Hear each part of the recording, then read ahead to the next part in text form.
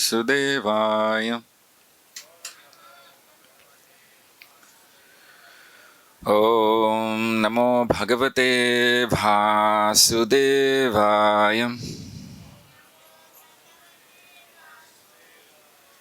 ओम नमो भगवते वासुदेवाय। So, third canto, chapter 31, text, what is it again? 11. So, we'll chant the word for word. Natamanaha Rishir Betaha Sapta Vadrihi Kritanjalihi Stuveta Tang Viklavaya Vacha Yeno Dhare Arpitaha Natangmana Srishibhita Saptavadri Kritanjalihi Stuvitatang Viklavaya Vachayeno Dharirpitaha Natam Mana Rishibhita Saptavadri Kritanjalihi Stuvitatang Viklavaya Vachayeno Dharirpitaha Natamana Rishibhita Saptavadri Kritanjalihi Stuvitatang Viklavaya Vachayeno Dharirpitaha నాతమానః వేడుకొనుచు ఋషి జీవుడు భీతః భీతుడై సప్తవత్రి సప్తావరణములో చుట్టబడి కృతాంజలి ముకులిత హస్తుడై స్తువీత స్తుతించును తం భగవానుని విక్లవయ తొట్రుపాటు వాచా పలుకులతో ఏన యవ్వానిచే ఉదరే ఉదరమున అర్పితః అతడు ఉంచబడెను. తాత్పర్యము భాష్యము శ్రీల ప్రభుపాదుల వారిచే. సప్తధాతువులతో చుట్టబడి ఘోరమగు స్థితి యందున్న జీవుడు తనను ఆ స్థితియందు పడవేసిన భగవానుని వేడుకొనుచు ముకులిత హస్తుడై స్తుతించును. భాష్యము. ప్రసవ వేదన సమయమున స్త్రీ ఇక తానెప్పుడు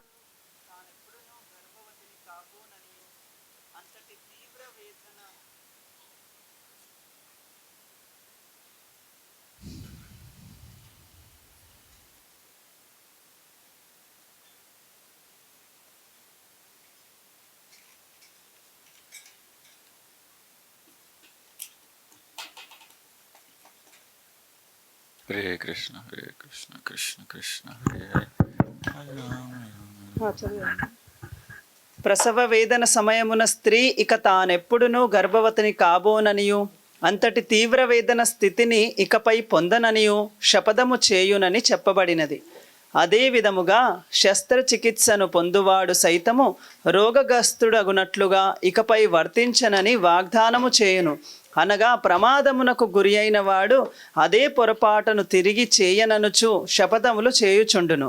అదే రీతిగా నరకస్థితి అందుంచినప్పుడు జీవుడు జన్మమృత్యు వలయములో త్రోయునట్టి పాపకర్మలను తానిక చేయననుచు భగవానుని ప్రార్థించును. గర్భ నరకమునందున్నప్పుడు జీవుడు తిరిగి జన్మించుట పట్ల మిగులు భీతుడగును. కానీ గర్భము నుండి బయటపడి పూర్ణ జీవనమును ఆరోగ్యమును పొందినంతటా సమస్తమును మరిచిపోవును. ఆ విధముగా విస్మృతికి గురి అయి అతడు ఏ పాపముల కారణమున ఆ ఘోర పరిస్థితి అందుంచబడెనో అవే పాపములను మరల మరల చేయును. Should I read the English? Because if it's okay with you guys. Om Ajnanatamrandasya Jnananjana-shalakaya Chakshumilitam Yena Tasmai Shri-Gurave Namaha Shri-Chaitanya-Manobhishtam Sthapitam Yena Bhutale Swayam Rupakadamahyam Tatapi Svapatantikam Vandeham Shri-Gurau Shri-Yuta-Patakamalam Shri-Gurum Vaishnavangscha Shri-Rupam Sagrajatam Sahagana-Raghunatam Vitam Tam Sajivam Sadvaitam Savadutam Parijana-Sahitam Krishna Chaitanya Devam Shri Radha Krishna Padam Sahagana Lalita Shri Vishakan Vitangscha He Krishna Karuna Sindho Dina Bandho Jagatpate Gopesha Gopika Kanta Radha Kanta Namostate Tapta Kanchana Gaurangi Radhe Vrindavaneshwari Vrishabhanusute Devi Pranamami Hari Priye Vancha kalpatarubhyascha kripa sindhubhya eva cha patitanam pavanebhyo vaishnavebhyo namo namaha.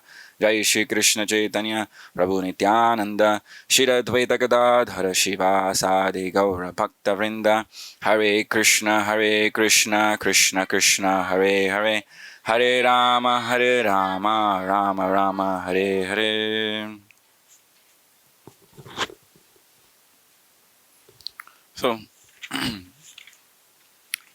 I'd like to read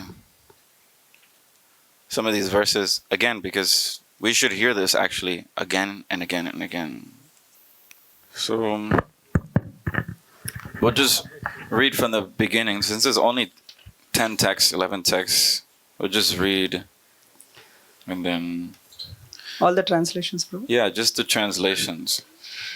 దేవదేవుడు పలికెను, భగవానుని అధ్యక్షత యందును కర్మఫలమును అనుసరించును జీవుడు ఒకానొక ప్రత్యేక దేహమును పొందుటకై పురుషుని రేతకణమును ఆశ్రయించి స్త్రీ గర్భమున ప్రవేశించును. మొదటి రాత్రి వీర్యము నుండి అండము కలియును. 5వ రాత్రి ఆ మిశ్రణమును బుద్బుద రూపమును దాల్చును. 10వ రాత్రి అది రేగుపండంటి వంటి రూపముగా వృద్ధి చెంది ఆ పిదప క్రమముగా మాంసపు ముద్దగా లేదా అండముగా మార్పు చెందును. 1 మాసమున శిరము ఏర్పడును. 2 మాసముల చివరి వరకు హస్తములు. 1 మాసమున శిరము ఏర్పడును. 2వ మాసముల చివరి వరకు హస్తములు, పాదములు, ఇతర అవయవములను రూపొందును. 3 మాసముల చివరకు గోళ్ళు, వేళ్ళు, బొటన వేళ్ళు, రోమములు, ఎముకలు, చర్మము ఏర్పడును. అట్లే జననేంద్రియము మరియు దేహపు చిల్లులు, నేత్రములు, నాసిక రంధ్రములు, కర్ణములు, నోరు, గుదము ఏర్పడును. గర్భధారణము జరిగిన 4 నెలలు లోపుగా సప్త ధాతువులు రసము, రక్తము, మాంసము, కొవ్వు, అస్థికలు, మజ్జ, శుక్రము ఏర్పడును. 5 మాసముల చివర ఆకలి దప్పులు అనుభూతమగును. 6వ మాసపు అంతమున జరాయువుచే చుట్టబడిన పిండము కుక్షియందు కుడివైపు చేరించుటను ఆరంభించును. అచ్చటగల ఆకలిగొన్న క్రిములు తన సుకుమారమగు దేహమును మరల కుట్టుటచే అతడు తీవ్ర బాధకు లోనగును. ఆ దుర్భర పరిస్థితి కారణమున అతడు ప్రతిక్షణము మూర్ఛితుడగుచుండును. వగరు, తీక్షణము, అతి లవణము లేదా అతి పుల్లనైన ఆహార పదార్థములను తల్లి భుజించిన కారణమున శిశువు దేహము నిరంతరము భరింపరాని వేదనకు గురియగును. మావియందుంచబడి బయట ప్రేవులచే కప్పబడి శిశువు ఆ గర్భమునందు ఒక పక్క పడియుండును. అతని శిరము పొట్టవైపునకు తిరిగి ఉండి వీపు మరియు మెడ విల్లు వలె వంగియుండును.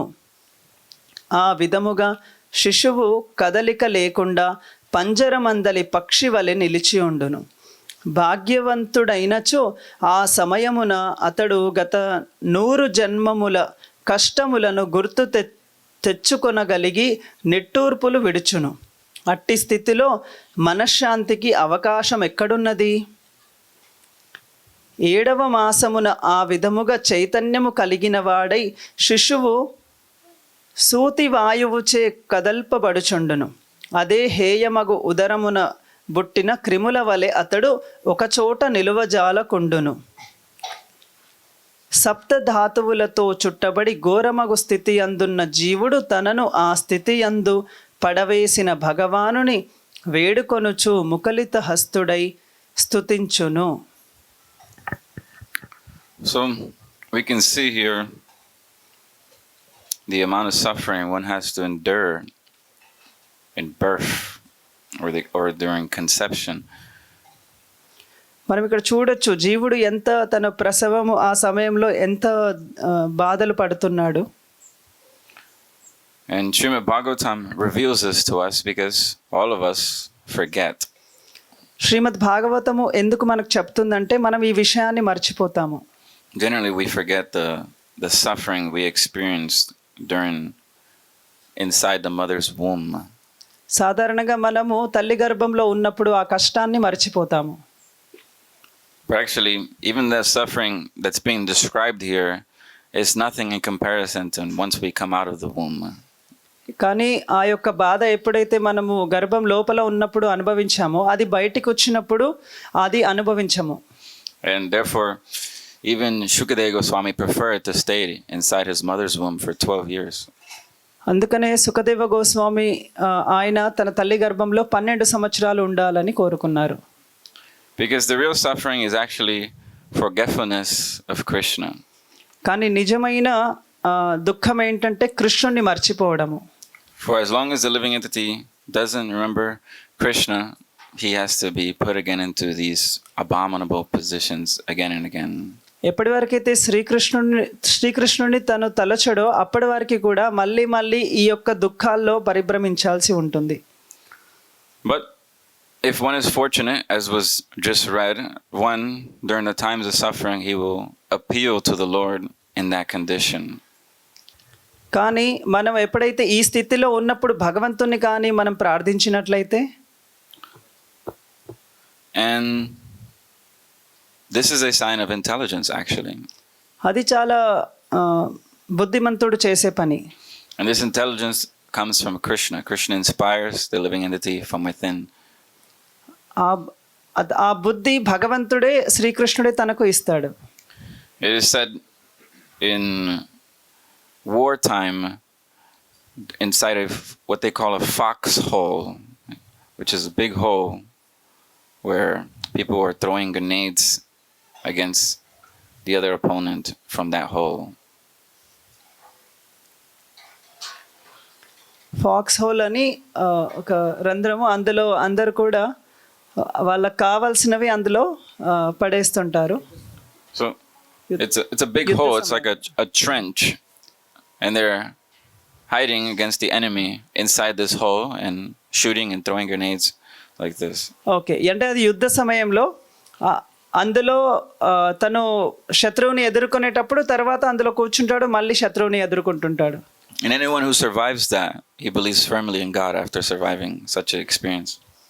ఒకవేళ అందులో ఉండి కూడా ఎవరైనా బతికి ఉన్నట్లయితే వాళ్ళు భగవంతుడి యొక్క కృపచేతనే బతికి ఉన్నారని అనుకోవచ్చు.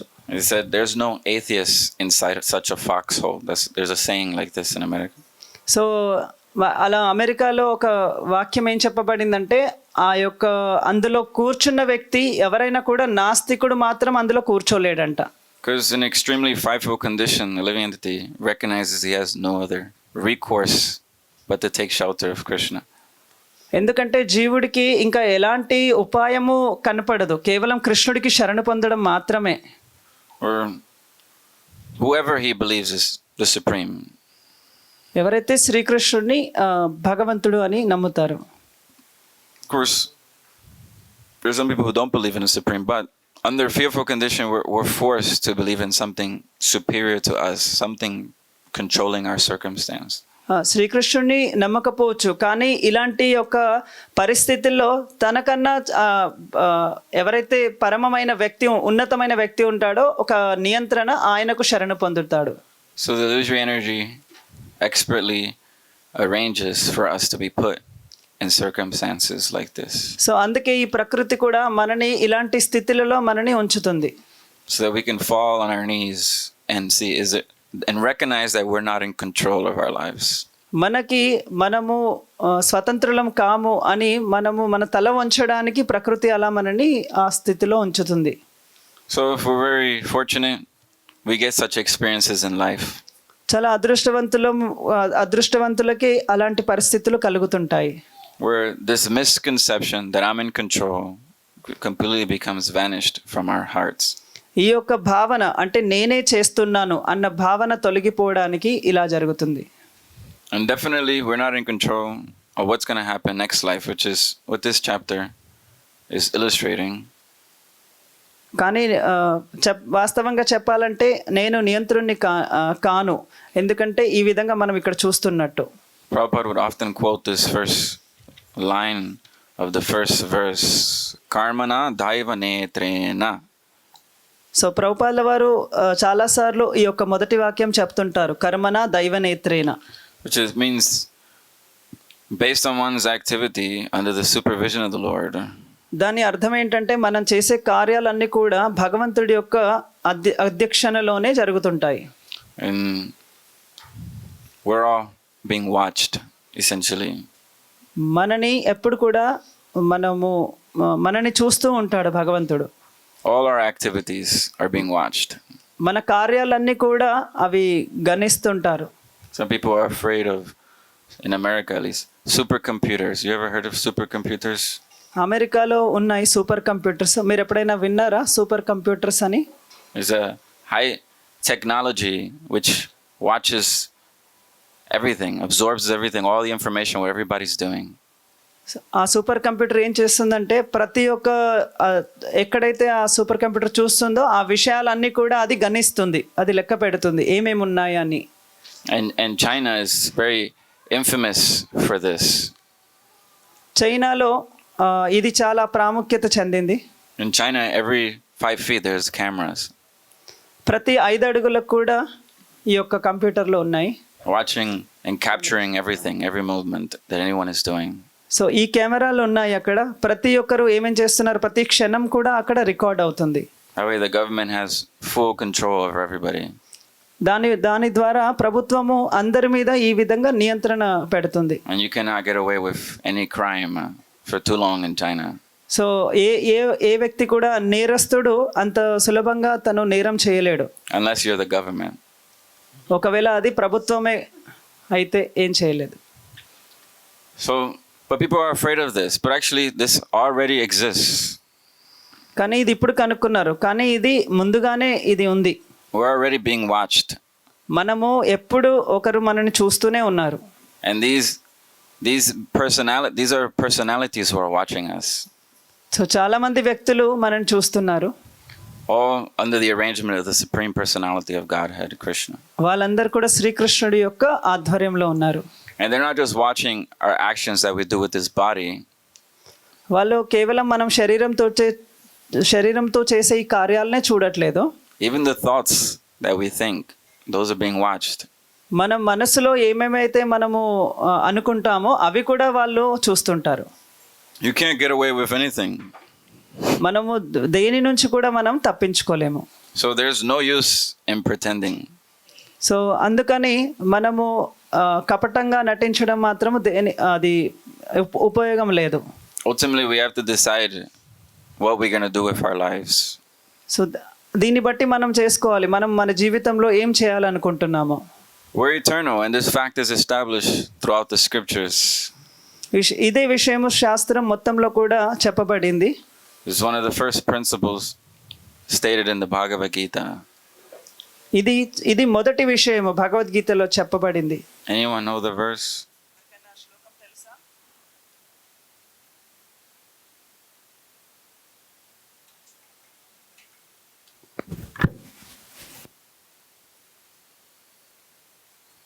Bhagavad Gita verse? Anyone? How we're eternal. మనము ఏ విధంగా శాశ్వతులమో. I'll give you a hint. I'm eternal, you're eternal, and all these kings around you, they're all eternal. Come on.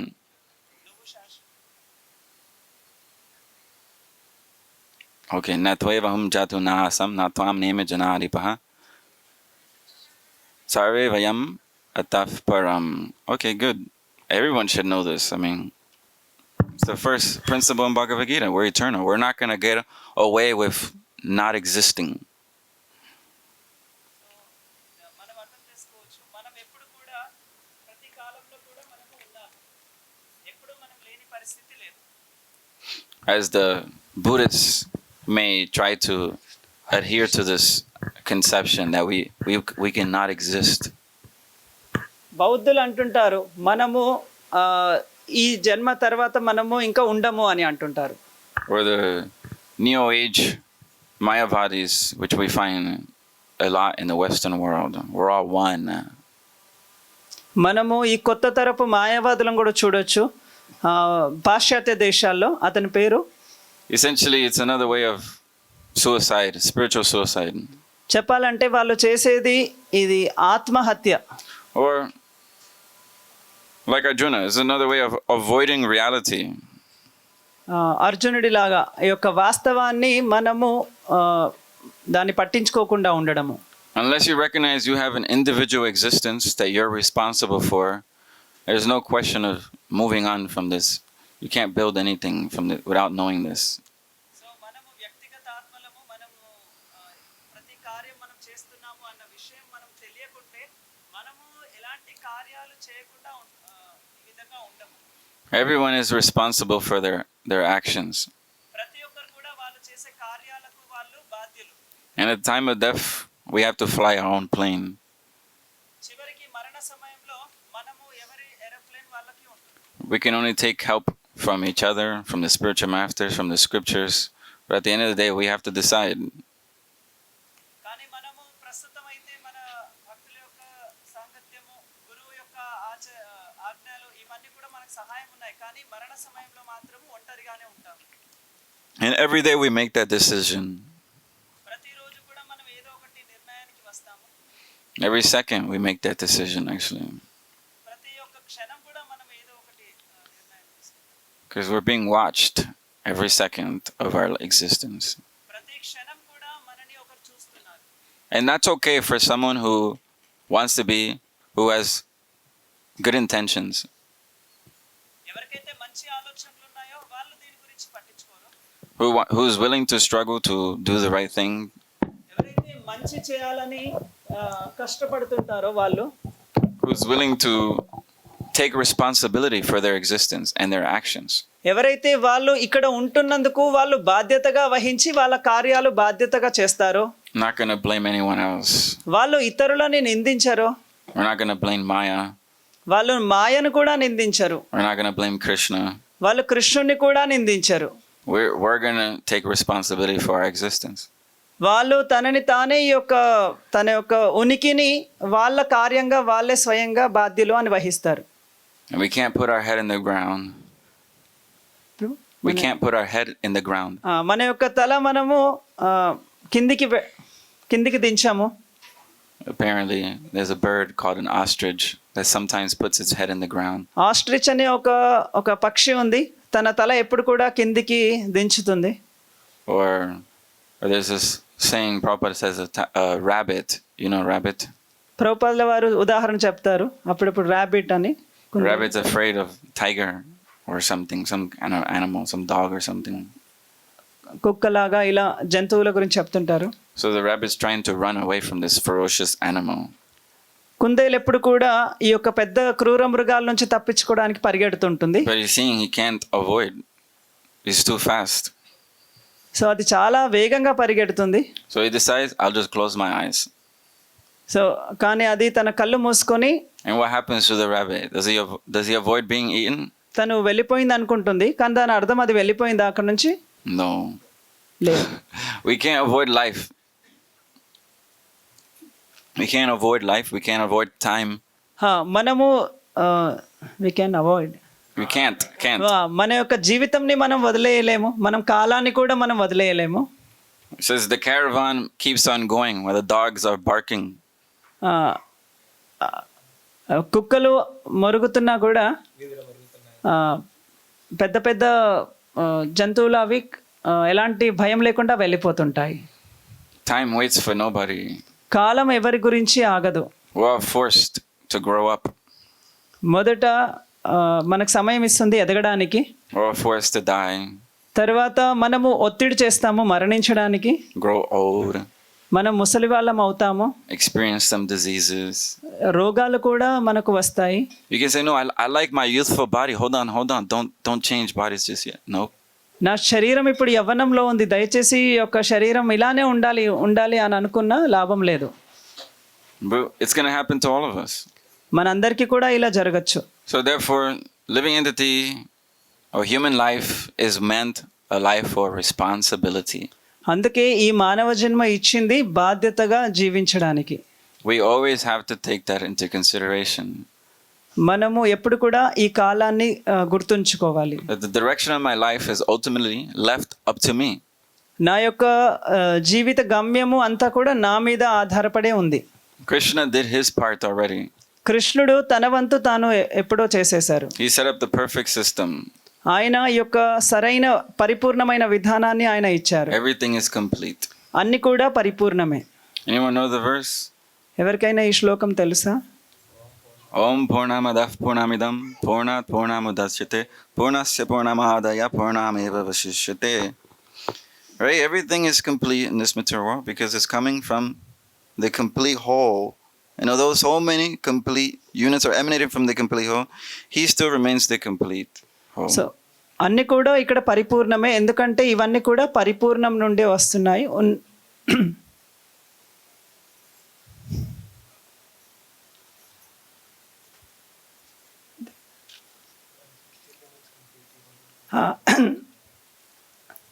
ఆయన నుంచి వచ్చేదన్నీ కూడా పరిపూర్ణమే, చివరికి ఆయన కూడా పరిపూర్ణంగానే ఉంటారు. And whatever sense, Prabhupada writes in that purport, whatever sense of incompleteness we feel in our life, ఏదైతే మనం అసంతృప్తి లేదా ఏదైనా అసంపూర్ణంగా మనం చూసినట్లయితే మన జీవితంలో, like something ain't right with my life, లేదో ఏదైనా మంచి జరిగినట్లయితే నా జీవితంలో, it is simply due to our own ignorance. ఇది కేవలము మన యొక్క అజ్ఞానం చేతనే జరుగుతుంది. Because whatever we need to go back to Godhead or to make progress was already given to us by Krishna. ఏదైతే మనము భగవంతుడి దగ్గరికి వెళ్ళడానికి కావాల్సిన విధానము ముందుగానే శ్రీకృష్ణుడు మనకు ఇచ్చాడు. He didn't mess up. ఆయన దీంట్లో ఎలాంటి పొరపాటు చేయలేదు. We're the ones who are messed up. కానీ మనము పొరపాటు చేస్తుంటాము. So ultimately, he reveals, look, all this knowledge, even of birth. అందుకే ఈ యొక్క జన్మకు సంబంధించిన విషయాలు కూడా ఆయన ఇక్కడ వివరించారు. Which majority of people in America, at least, will tell you that life comes from matter. చాలా వరకు పాశ్చాత్య దేశంలో అందరూ కూడా ఈ యొక్క జీవం అనేది ఈ యొక్క జడ పదార్థం నుంచే వస్తుంది అని అంటుంటారు. Or that only after a certain amount of time does the baby in the womb have life. వాళ్ళు అనుకుంటారు కొంచెం కాల సమయంలో ఆ కడుపులో ఉన్న ఆ యొక్క బిడ్డ తన జన్మిస్తుంది అని. And therefore they commit so many sinful activities based on this misconception. అందుకే వాళ్ళు చాలా పాపకార్యాలు చేస్తారు ఈ యొక్క తప్పుడు విషయము ఈ విధంగా ఆలోచిస్తూ. And these ignorant people who think that life begins only after a certain stage. కానీ అజ్ఞానులు అనుకుంటున్నారు జీవం అనేది కొంతకాలం తర్వాతే అది పని చేయడం స్టార్ట్ చేస్తుంది అని. And therefore on that basis commit sinful activities such as abortion. దాని కారణం చేతనే వాళ్ళు అబార్షన్ అన్న పాపకార్యాలు కూడా ఒడిగడుతున్నారు. Which means to kill the baby in the womb or to prematurely remove the baby from the womb. దాని అర్థం ఏంటంటే గర్భంలో ఉన్న శిశువుని చంపడము లేదా కొంతకాలం శిశువు బయటికి రాక ముందే తనని బయటికి తీసేయడము. Due to avoiding responsibility. ఎందుకు? వాళ్ళ యొక్క బాధ్యతలను వాళ్ళు వదిలేయడానికి. So they themselves will have to experience such things again and again and again. ఇలా చేసినందుకు వాళ్ళు ఈ పాపకార్యాలకు వాళ్ళు అనుభవించాల్సిందే మళ్ళీ కూడా. So therefore this is very important information. అందుకే ఇది చాలా ముఖ్యమైన విషయము. The scriptures are warning us and giving us knowledge. ఇక్కడ శాస్త్రాలు మనకు హెచ్చరిస్తున్నాయి జ్ఞానాన్ని ఇస్తూ. I know before Krishna conscious, I was one of those people who believed that such thing. నేను ఈ కృష్ణ చైతన్యంకి రాకముందు నేను కూడా అలాంటి ఒక వ్యక్తినే. My sister got pregnant, what they call in America, early, but it's normal actually, 16 years old. నా సోదరి ఉంది, ఆవిడకి 16 సంవత్సరాలలోనే ఆవిడ గర్భం దాల్చింది. And in my ignorance, I was so upset, you know. కానీ నా అజ్ఞానం చేత నేను ఎంతో కలత చెందాను. I was like, I can't believe my little sister, she got pregnant at 16 in high school. నేను నమ్మలేకపోయాను నా సోదరి అంత చిన్న వయసులోనే ఎలా గర్భం దాల్చింది అని. I even considered, I was like, maybe she should get abortion actually. So నేను అప్పుడు అనుకున్నాను ఆవిడ అబార్షన్ చేస్తే బాగుండు అని. But she had more sense than me. కానీ ఆవిడకి నాకన్నా ఎక్కువ తెలివి ఉంది. She didn't get abortion. కానీ ఆవిడ abortion చేయించుకోలేదు. She had the common sense that life was there actually from the very beginning. She can tell actually. She had this understanding. ఆవిడకి తెలుసు గర్భంలో ఉన్న జీవం శిశువు జీవం ఉంటుంది అని. She said, how can I kill my child? నేను ఎలా నా బిడ్డను చంపుతాను అని. So soon after I met devotees and they told me about this, I remembered my sister. ఎప్పుడైతే నేను భక్తుల నుంచి ఇది విన్నానో నాకు మా సోదరియే గుర్తొచ్చింది. And I was like, oh, she was right actually. ఆవిడ సరైన విధానంగానే ఆలోచించింది. Life begins immediately at conception.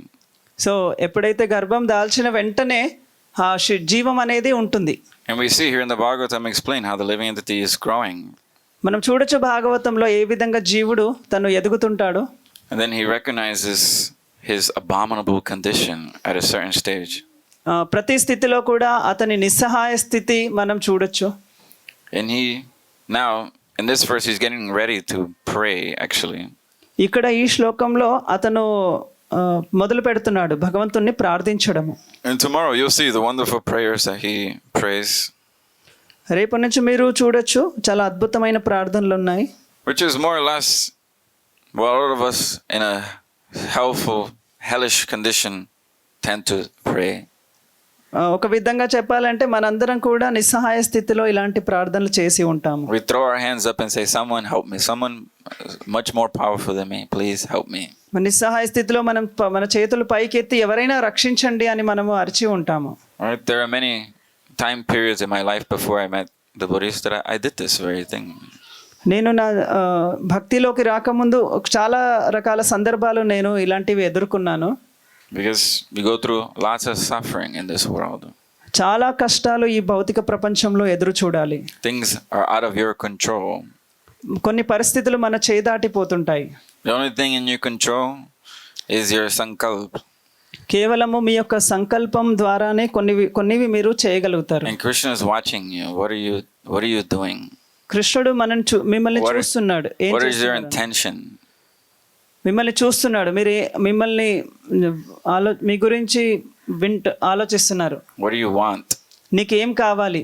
And based on your desires, he will award you accordingly. So జీవుడి యొక్క కోరికల ప్రకారం కృష్ణుడు ఇవి మనకు వరం ఇస్తుంటాడు. And not just your desires, but ultimately your actions as well. కేవలం కోరికలే కావు, మనం చేసే కార్యాలు కూడా. Right? Prabhupada writes that we get not what we desire, but what we deserve ultimately. So మనం ఏదైతే కోరుకుంటామో చివరికి మనము దానికి అర్హత కూడా పొంది ఉండాలి. So all our activities are forming these thought patterns that we have in our mind. So ఏదైతే మనం కార్యాలు చేస్తున్నామో అవే అలాంటి సంబంధించిన ఆలోచనలే మన మనసులో తిరుగుతుంటాయి. So we have to be conscious of this. అందుకే మనం చాలా చైతన్యంతో ఈ కార్యాలు చేయాలి. And the Vedic culture was very much conscious of this. వైదిక జీవన విధానంలో ఈ యొక్క చైతన్యం అనేది ఈ విధంగా ఆలోచించడం సహజం. So therefore training began even inside the womb.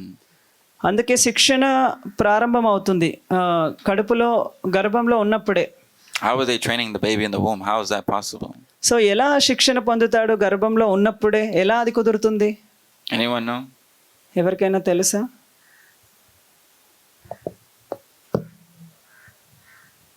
What are we doing now? మనం ఇప్పుడు ఏం చేస్తున్నాము? Eating Srimad Bhagavatam. శ్రీమద్ భాగవతం వింటున్నాము. Prahlad Maharaj was trained in the womb also. Prahlad మహారాజు కడుపులో ఉన్నప్పుడే శిక్షణ పొందాడు. It's not a game. ఇది ఆట కాదు. Human life is very rare. మానవ జీవితం చాలా విలువైనది. So after many species of life, we get this rare human form of life. అనేక శరీరాలు మార్చిన తర్వాత ఈ మానవ శరీరం మనకు వస్తుంది. So, Vedic culture understanding this, or human culture understanding this principle, ఈ యొక్క సిద్ధాంతాన్ని మానవ జన్మలో మనం అర్థం చేసుకోవచ్చు. began training the child even in the womb, మనం కడుపులో ఉన్నప్పుడే ఇవన్నీ అర్థం చేసుకోవచ్చు. so that the child consciousness can become eventually molded to proper consciousness. మన యొక్క చైతన్యము మనము సరైన చైతన్యంగా మార్చుకోవచ్చు. It's a life of discipline, human life. మానవ జీవితము ఒక క్రమశిక్షణగా జీవించాల్సి ఉంటుంది. No break. అందులో ఎలాంటి తడబాటు ఉండకూడదు. Because then you'll break if you get a break. విశ్రాంతి మీరు కానీ ఇచ్చినట్లయితే ఉంటుంది, కానీ ఉండకూడదు. You're always being pushed. మనం ఎప్పుడు కూడా తోయబడుతుంటాం. As social pressure is created there. ఈ యొక్క సామాజిక ఒత్తిడి నుండి. So that we can behave properly. అందుకే మనము సరిగ్గా ప్రవర్తించాలి. And then we can think properly also. సరిగ్గా ఆలోచించాలి కూడా. Because our thoughts are also being watched. మన యొక్క ఆలోచనలు కూడా చూస్తున్నారు. It's not enough to have just externally behaved like a devotee. కేవలం బాహ్యంగా ఒక భక్తుడిలాగా ఉండడం మాత్రమే కాదు. Our consciousness has to become like the one of a devotee. మన చైతన్యం కూడా ఒక భక్తుడి యొక్క చైతన్యంగా మారాలి. And devotee is always taking shelter of Krishna. భక్తుడు ఎప్పుడు కూడా శ్రీకృష్ణుడి యొక్క శరణు పొందుతుంటాడు. Therefore, it behooves us, whatever service we're doing, we're chanting Hare Krishna, Krishna Krishna, Hare Hare, Hare Rama, Rama Rama, Hare Hare. అందుకే భక్తుడు ఏ కార్యం చేసినా కూడా ఈ మంత్రం చెప్తుంటారు. And that spirit of chanting means I'm always taking shelter and being dependent on Krishna. So ప్రతి నిమిషము ఈ విధంగా కీర్తిస్తూ నేను కృష్ణుడి మీద ఆధారపడుతుంటాను. Never forgetting this principle. ఈ యొక్క సిద్ధాంతాన్ని ఎప్పుడు మర్చిపోవద్దు. And all the rules and regulations of the scriptures అన్ని కూడా శాస్త్రాల్లో చెప్పిన నియమాలు are to help us remember this. మనకు కృష్ణుని ఈ విధంగా గుర్తు చేసుకోవడానికి సహాయపడుతున్నాయి. And never forget this. ఇది ఎప్పుడు మర్చిపోకూడదు. To remember Krishna doesn't just mean to remember his smiling face. కృష్ణుడిని గుర్తుపెట్టుకోవడం అంటే కృష్ణుడి యొక్క చిరునవ్వుని గుర్తుపెట్టుకోవడం కాదు. But to remember our utter dependence upon him. మనం కృష్ణుడి మీద ఆధారపడి ఉన్నట్టు కూడా మనం గుర్తుంచుకోవాలి. And therefore we have a deep desire to follow him in every regard. అందుకే అన్ని విషయాల్లో కూడా మనము తీవ్రంగా కృష్ణుడిని అనుసరించాలి. Because the Vedic culture governs or pervades our whole life. ఈ విధంగా మన యొక్క జీవితము పరిపూర్ణం చేసుకోవచ్చు. Because anyways you have to act. ఏ విధంగానైనా మనం కార్యం చేయాలి. Living entity is active. Prabhupada makes that point in the 3rd chapter of the Bhagavad Gita. Prabhupada వారు చెప్తున్నారు ఒక దగ్గర భగవద్గీతలో, is that ultimately the living entity is active. He has to act in some way. జీవుడు ఏదో ఒక కార్యం అయితే చేయాలి. You have to live your life in some way anyways. జీవుడు ఏదో ఒక కార్యము చేయాలి. మన జీవితం ఒకలాగా జీవించాలి. You have to sit in a certain way anyways. Okay, మనము ఏదో ఒక విధంగా మనము ముందుకు వెళ్తుండాలి. You have to walk in a certain way anyways. మనం నడవాలి, ఏదో విధంగా నడవాలి compulsory. You have to speak in a certain way anyways. మనము మాట్లాడాలి, ఏదైనా ఒకటి మనం మాట్లాడుతుండాలి. This is intrinsic to being a living entity. అది జీవుడి యొక్క సహజ లక్షణము. It's inseparable from our very being. అది ఈ యొక్క లక్షణము ఎవరు కూడా విడదీయలేరు. So why not act the way Krishna wants? మరి ఇన్ని తెలిసి కూడా మనం కృష్ణుడికి నచ్చినట్టు మనం ప్రవర్తిస్తే అయిపోతుంది. Why not live like Krishna wants us to live? కృష్ణుడు ఏ విధంగా మనని ఇష్టపడుతున్నాడో ఆ విధంగా ప్రవర్తిస్తే. Because anyways we have to do these things. ఎలా అయినా మనం కార్యాలు చేయాల్సిందే. But the choice he leaves it up to us. కానీ ఏది మనము ఎంచుకోవాలో అన్నది కృష్ణుడు మనకే వదిలేశాడు. He reveals it in the scriptures. కానీ అది కృష్ణుడు శాస్త్రాల్లో చెప్పారు. And we can choose మనం ఎన్నుకోవచ్చు. follow it. దాన్ని ఆచరించాలా? And it's very easy if we have proper association. మనకు సరైన సాంగత్యం ఉంటే ఇది చాలా సులభము. Because we just have to live like them. మనము ఆ విధంగా జీవించాలి. The pure devotees of the Lord are only living, everything in their life is dedicated to Krishna. శుద్ధ భక్తులు ప్రతి ఒక్క ఆచరణ కృష్ణుడి గురించి వాళ్ళు చేస్తున్నారు. So if we live with devotees, it's very easy. So భక్తులతోటి ఉండడం చాలా సులభము. Because they'll teach us by their behavior, their example. వాళ్ళు మనకు నేర్పిస్తుంటారు వాళ్ళ యొక్క సొంత ఉదాహరణతోటి. We'll see how they deal with problems. వాళ్ళు ఎలా సమస్యలను ఎదుర్కొంటున్నారు. We'll see how they overcome these different problems. మనం చూస్తున్నాం వాళ్ళు ఎలాంటి సమస్యల్ని వాళ్ళు ఎదుర్కొన్నారు. They'll reveal their mind, their hearts. వాళ్ళ మనసులో ఉన్నది మనకు వ్యక్తపరుస్తుంటారు.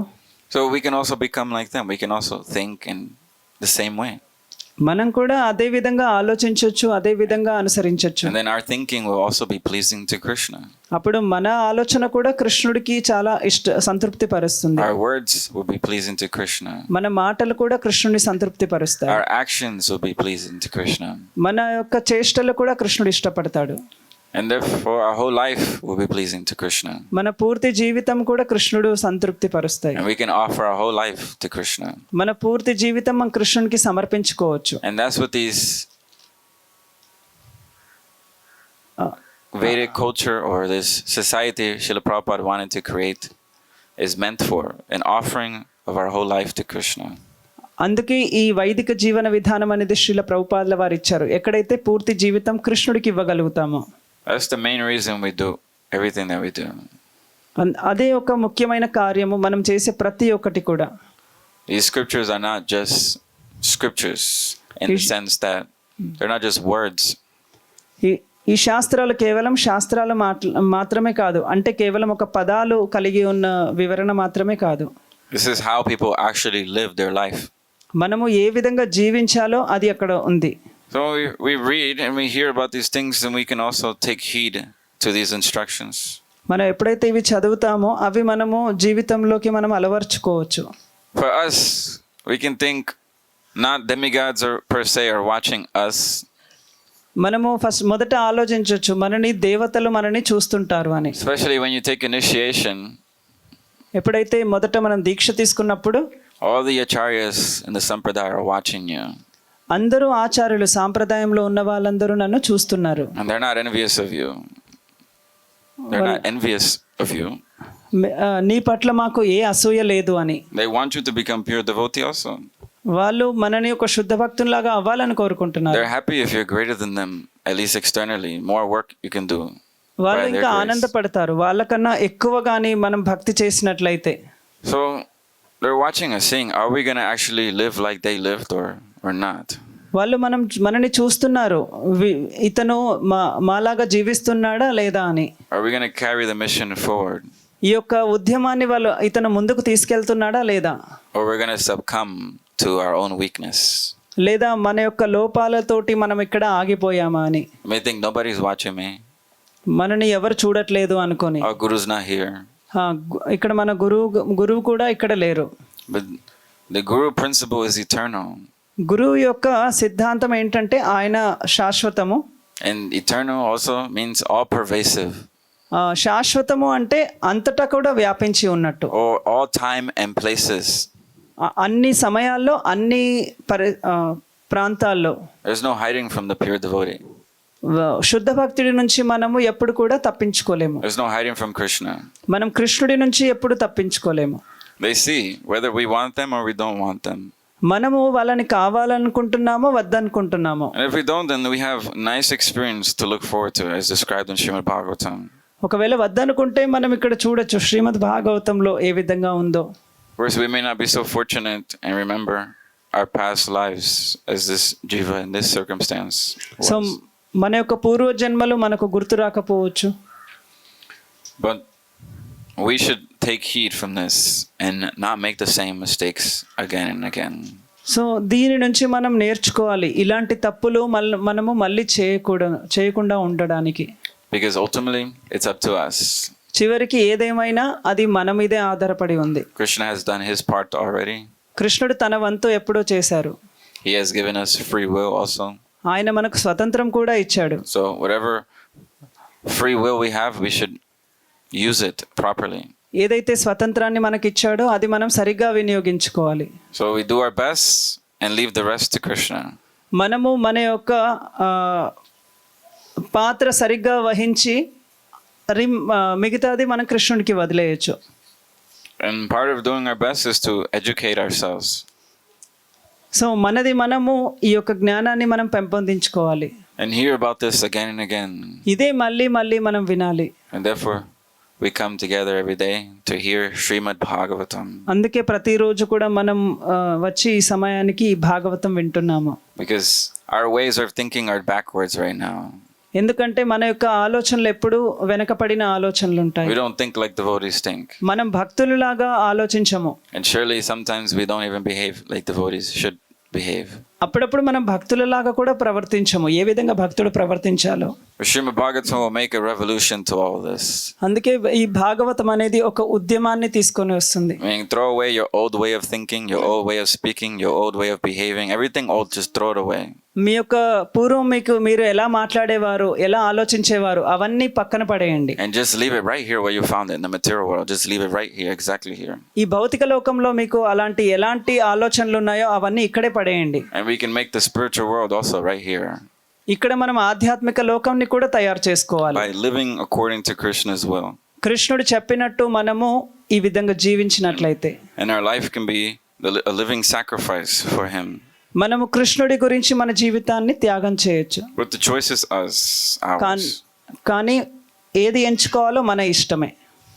And we cannot avoid that responsibility, that choice.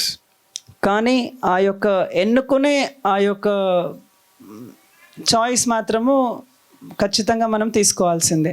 You can't pass the baton to someone else. No one's going to take your existence for you. So నేను జీవించే పరిస్థితి నేనే అది ఎంచుకోవాలి, ఇతరులకు నేను అది ఇవ్వలేను. As I said, Srila Prabhupada makes this point in the Bhagavad Gita, the scriptures are given to us so that we ourselves realize it for ourselves. So ప్రభుపాదుల వారి శాస్త్రాలు మనకు ఇచ్చారు, ఎందుకంటే ఇవి మనం చదివి మనమే అర్థం చేసుకోవాలి. Every living entity has the responsibility for his own realizations. ప్రతి జీవుడు తన యొక్క అనుభూతులన్నీ కూడా, తన అనుభవం అంతా కూడా తనే కారణము. You have to realize that this is actually truth. మనం అర్థం చేసుకోవాలి ఇవన్నీ కూడా వాస్తవాలు. Your parents are not going to do it for you. మన తల్లిదండ్రులు ఏమీ చేయరు మనకు. Your wife is not going to do it for you. భార్య ఏమీ చేయదు. Your husband is not going to do it for you. భర్త ఏమీ చేయడు మనకు. Your guru is not going to do it for you. గురు కూడా మనకేం చేయరు. And Krishna is not going to do it for you. కృష్ణుడు కూడా మనకేం చేయరు. We have to realize it. It's given to us, that responsibility. మనం అర్థం చేసుకోవాలి ఆ బాధ్యత మన మీదే ఉంది.